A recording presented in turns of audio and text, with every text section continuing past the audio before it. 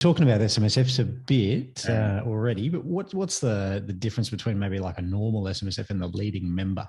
Okay, so I've got a bit of a different take on things. Again, a lot of my strategy, all my strategies generally come from my own family experience. Mum and dad were in an SMSF for a long, long time, right from the start. And dad was in a allocated pension or personal allocated pension, way back in the 80s. So they'd been in an income stream, and dad had dementia many years ago. So by its very nature, dad was the leading member of that fund. Mum was in that fund, but really it was straight over the top of her head, which is fine. But because dad had mum's enduring power of attorney, she could be a member, but she didn't need to be a trustee or a director of the corporate trustee.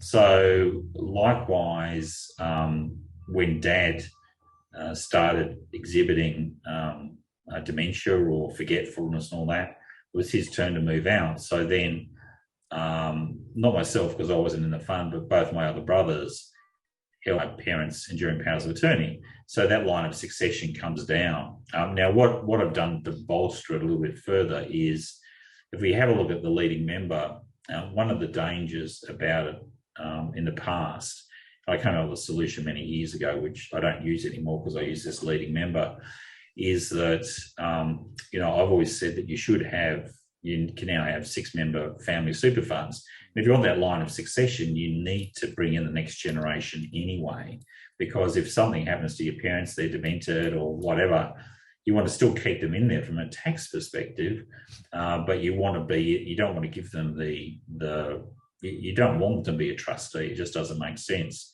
So again, as long as you've got their EPO, their enduring power of attorney, and Ben can draft you up one that just looks after super if you want, then effectively you can have just like one member or 2 members who are directors of the corporate trustee, but you might have a 6-member fund because they hold the enduring powers of attorney.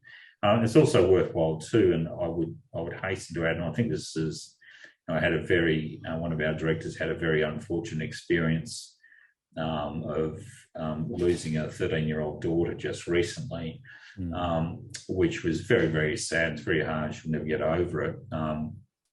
But, while her daughter was waiting in that position, that effectively, if she had to be handicapped for the rest of her life, that has a huge financial wherewithal. So I would again say that anyone, whether you've got grandkids or children who are young, even probably also a little bit young there, actually probably not Ben, but having a look at a solution of having total and permanent disability insurance inside the fund for them. They don't need to have a balance, but just to make sure that if something goes wrong, you're going to have the financial wherewithal, and it virtually costs next to nothing.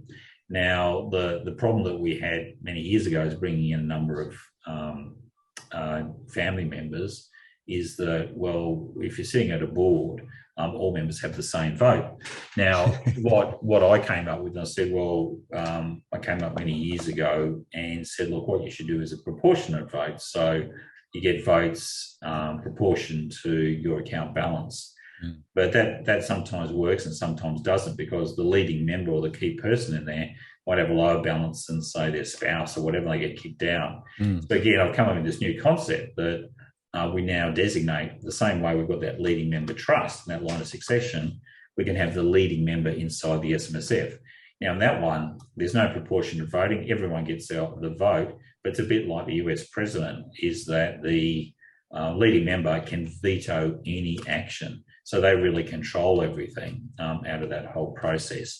And again, if something happens to them, then it passes down to the next leading member.